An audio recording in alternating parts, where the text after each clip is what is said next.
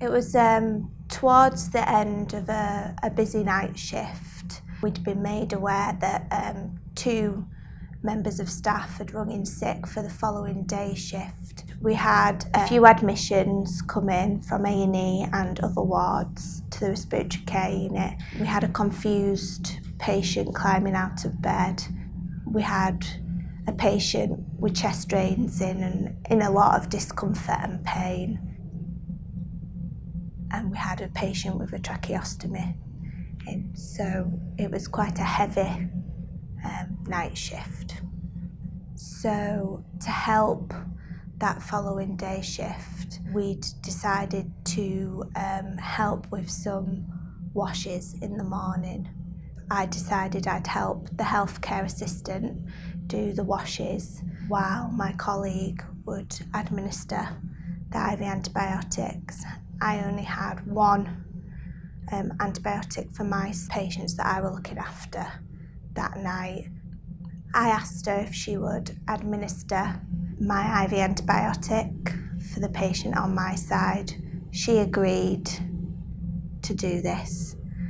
So while I was helping the healthcare assistant with the washes, she was administering an IV antibiotic. Angie, we've got a newly qualified that can't do the IVs, and there's 1 staff who phoned sick for this morning, so we need to start the IVs, but before we do that, me and Sarah will also start the washes for the morning staff.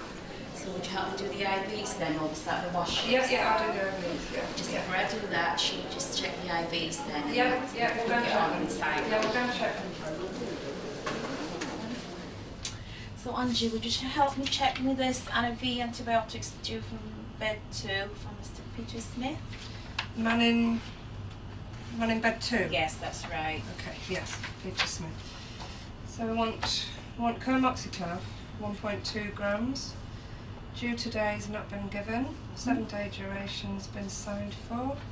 No known drug allergies. So we've got comoxiclav, 1.2 grams, expires 2017. That's right. Yes, comoxiclav 1.2, 2017. Made up with water-free injection.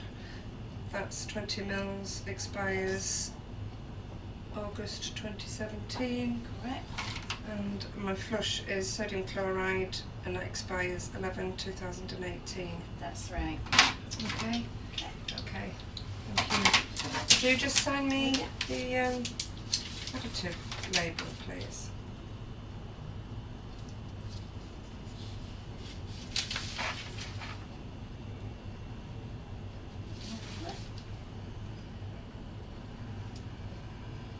Okay.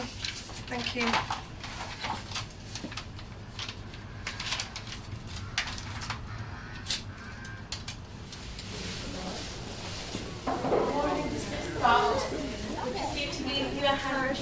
That's all right with you. I'm Siren. And Teresa, by the way. Won't be too long. Just start with your face then.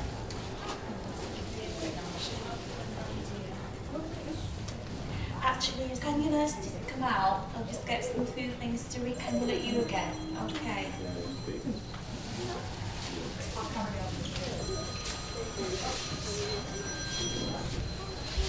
Hello, rest of the powder, how can I help?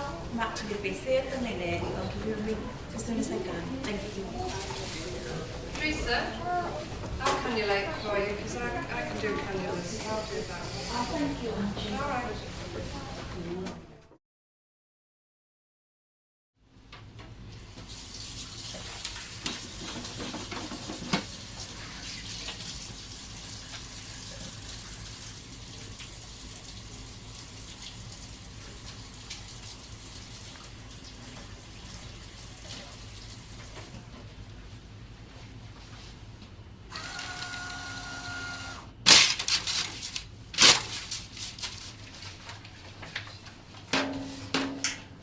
Cannula pack.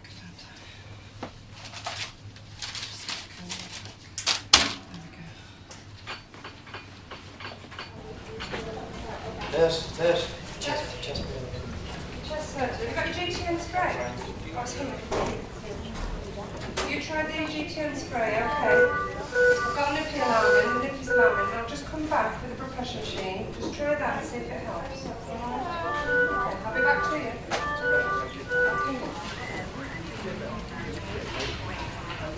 Okay. Just needs tidying up. I'm a bit loose. Okay, stumped around in there. Is that alright? Okay, you sure? Okay. See you soon.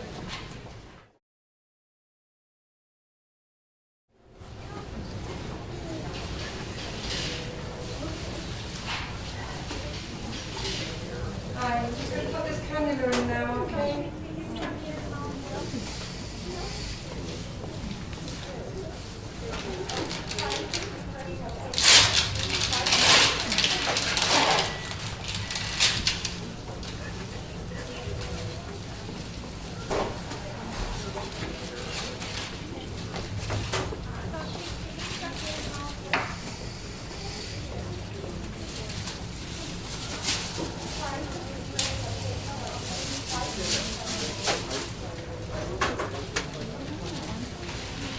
Just pop this under your arm. Okay.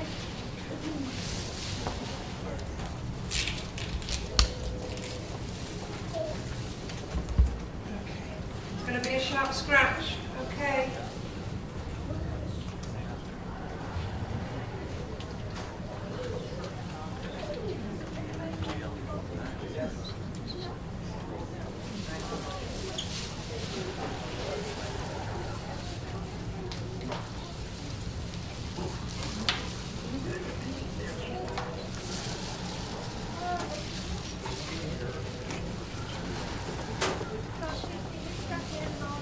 Okay, this is just going to take about 5 minutes, 3 to 5 minutes to go through, okay? I'm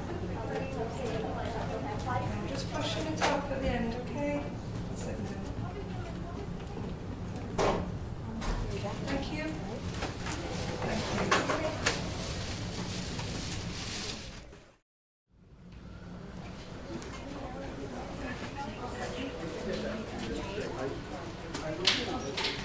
Not breathing. Not breathing. Crash call. Help. Crash call siren, please.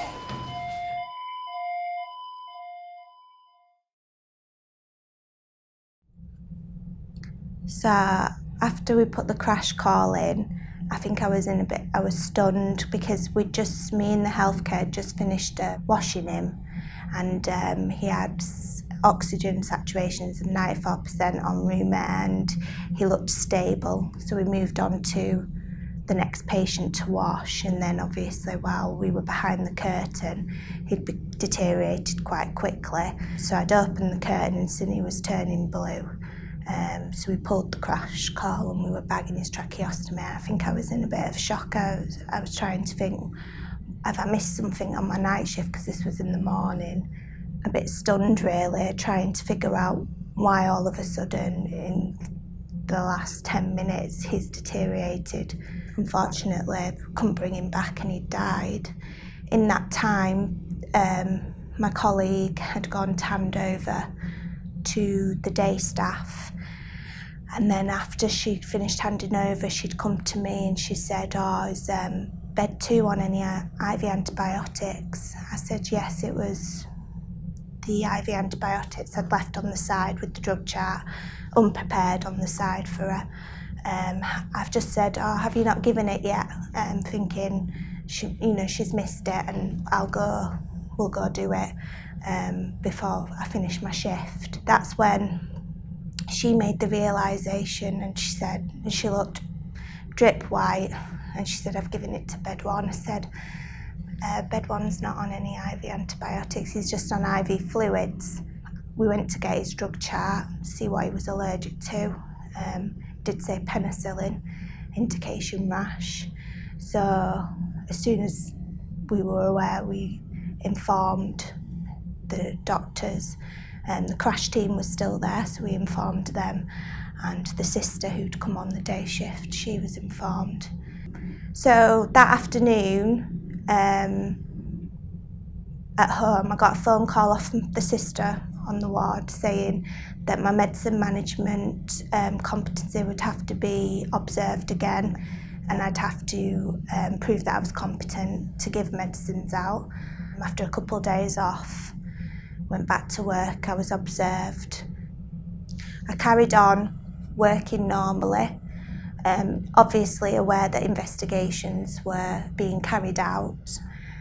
And then at the end of April, I received a letter saying I was being investigated for 3 allegations, not following NMC Medicine Code, not following positive identification of patient policy, and the third one was negligence, dereliction of duty, which hit me like a ton of bricks, really.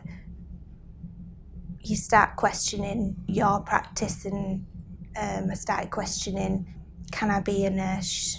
Should I be a nurse? If I'm being accused of negligence, you don't go into doing your nursing training and then coming into work on your shifts to neglect your patients.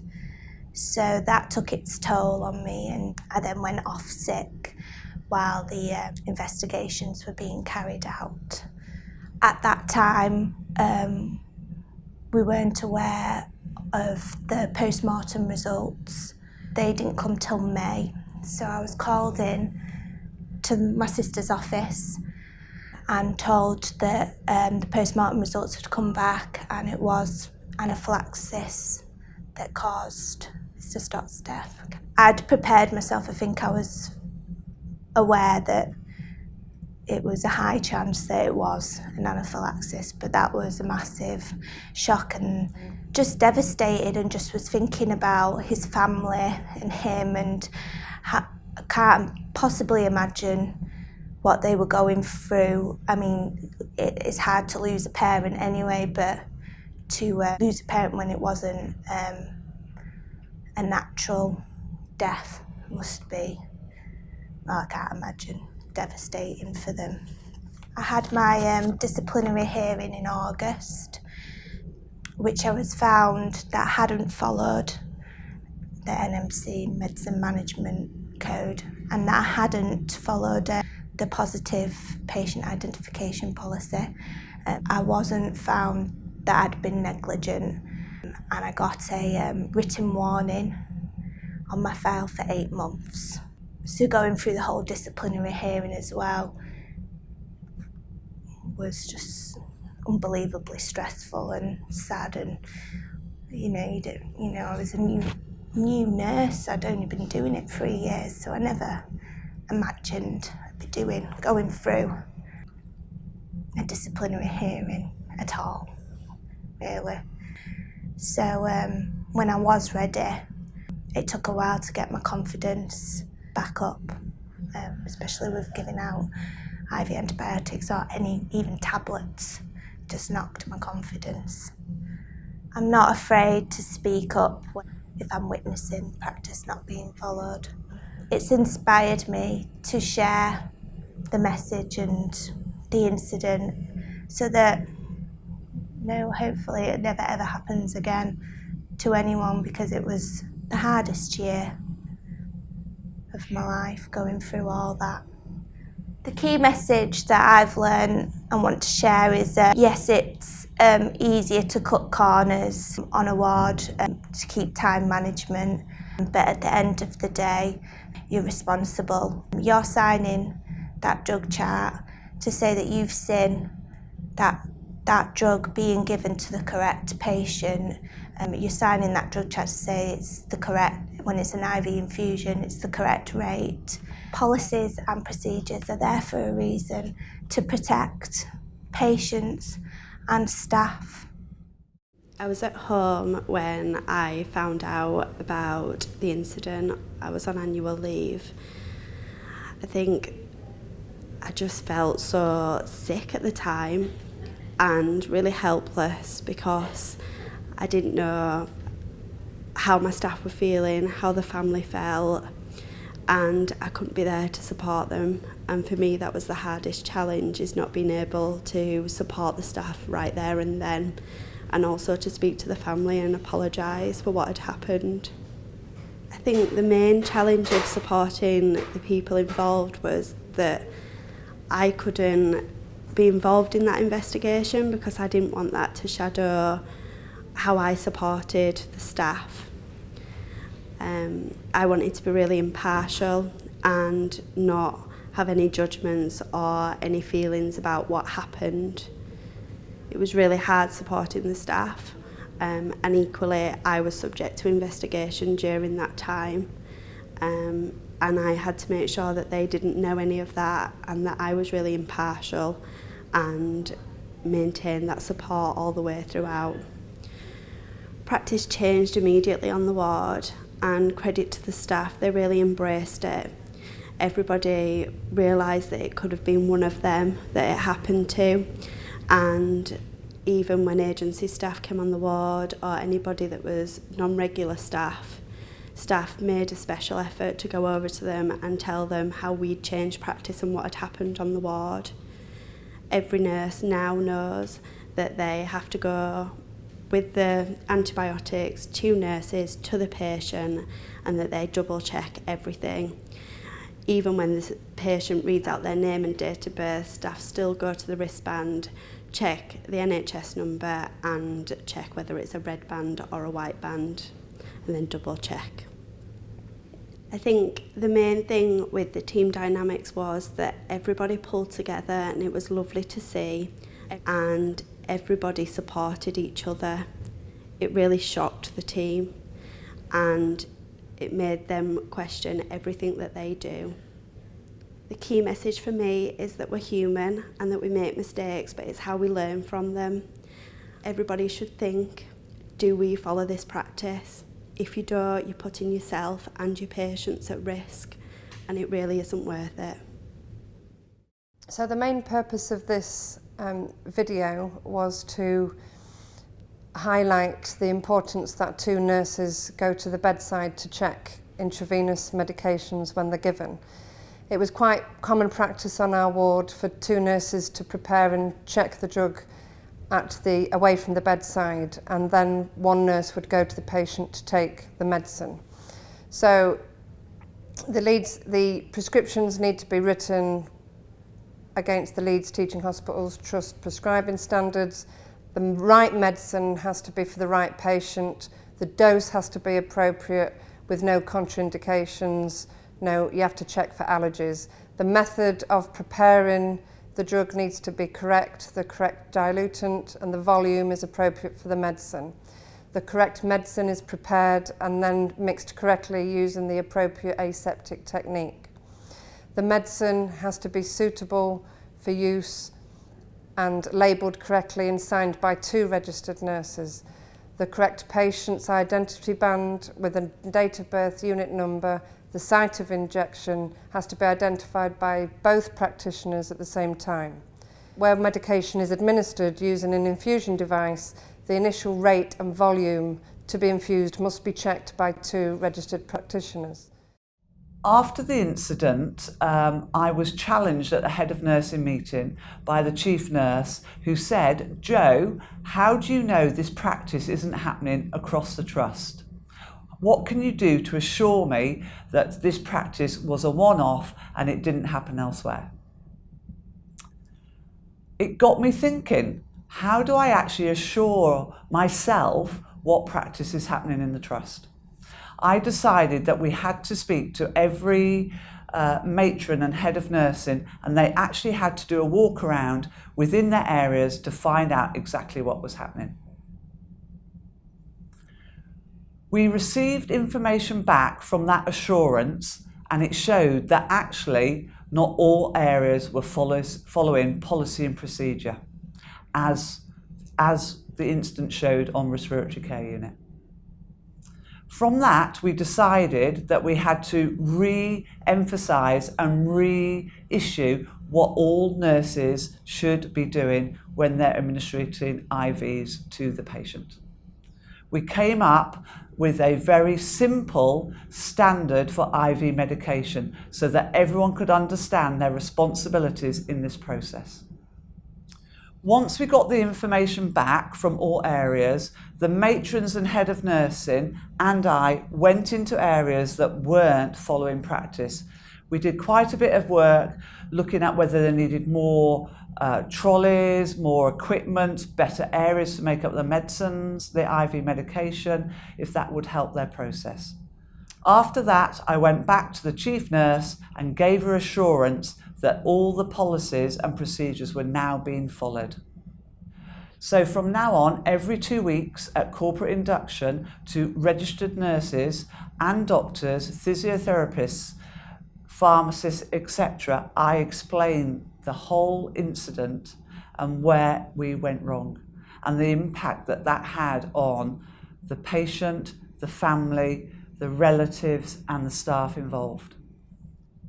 I also try and get the message over to make staff think what it would be like for them to be in the situation of the nurses that were involved in this incident.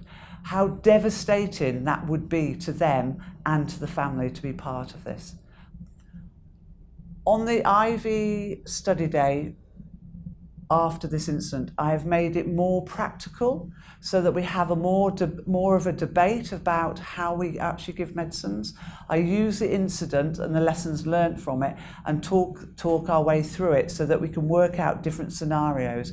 We can all understand why the scenario happened, but then we have to try and work out how we're not going to allow it to happen again in the clinical areas. I think one of the most challenging things about this is how nursing staff have to challenge poor practice. How do you challenge poor practice when you see this happening somewhere else? It is so easy to actually go along with what everyone else is doing on the ward. And often it's the senior people on the ward that are doing this poor practice. So we have a whole debate and discussion about challenging poor practice. As a healthcare professional, I think one of the key messages is that you actually give yourself time to stop and think, to make sure that you are administrating the right medicine to the right patient at the right time. If you feel any doubt, do not give that medicine to that patient.